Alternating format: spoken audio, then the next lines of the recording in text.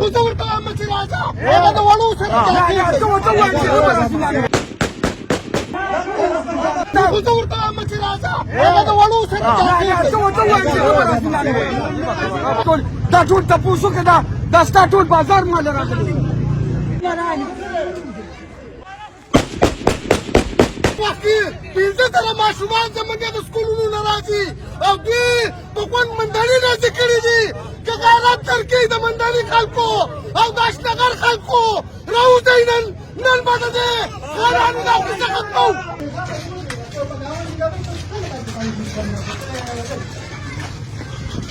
ګل محمد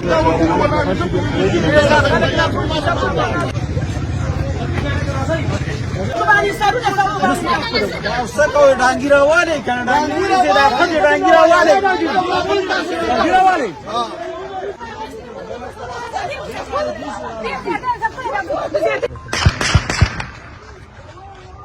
کته شي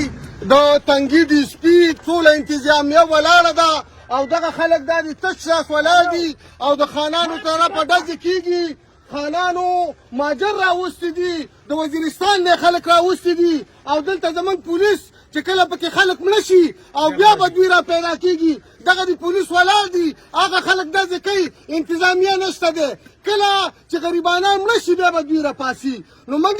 انتظامیې ته اپیل کوو چې دا ډزې بندې کړي او دا خلک د اودرتیا دې د دې ځای نه لرې کړي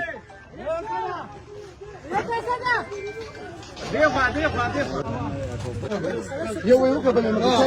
ورته ورته ولاج هغه پولیس ولې غاړي وته پولیس ورته ولاج او درته نه غده دغه لړ کوي دا یوازې اړول هو دي دا ستا خبره چې کوم واغه ټوله ټیپه چې دا پولیس چې کوم دا ټول خانانو سړي دا د خانانو ته تالیسات دي دا خنزیران دي دا د سپین سړي بچیان دي د سوچوم د سړي بچیان دي کله چې ارته وشو دا به ذمہواري دا د سپي به ذمہواري د سوچو به ذمہواري دا خنزیران به ذمہواري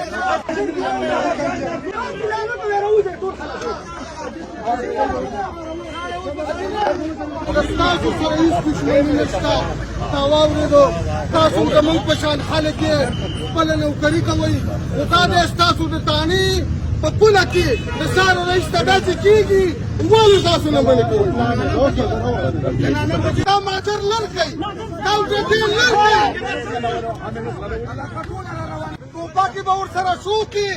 پایارې به پرې وکړي دا ګوره نه منمه چې ګینې لکه د پلانې لاړم پاسل ورسره خپل پاسل په ما باندې پایار کې په دې خان چې پایار ونه کړي والله چې پرېږدم یاره پاچه پولیس ولاړو دا پولیس ټول ولاړو د پولیسو په سلا باندې راکاره شو چې څه نقصاني د دې پولیسو له وجې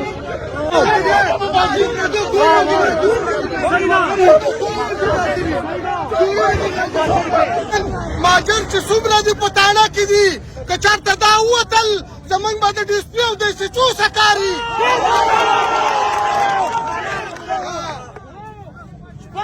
دې وخت کې پنځه زره ماشومان زموږ د سکولونو نه راځي او دوی په خوند مندړي راځي کړي دي که غیرت درکوي د مندړي خلکو او د اشنغر خلکو راوځئ نن به د دې خانانو دا قصه ختموو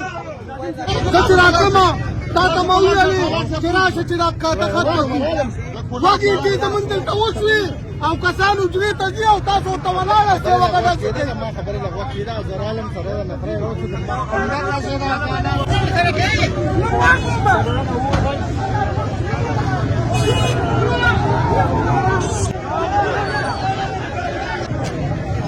شوي دي کومې ډزې پرې کړي دي کوم دهشت دوی پلاو کو سیول اټیا د پوبه پې لګوي په ما باندې دې په احتجاج کې لګولې ده هغه باندې به نن سیول اټیا لګیا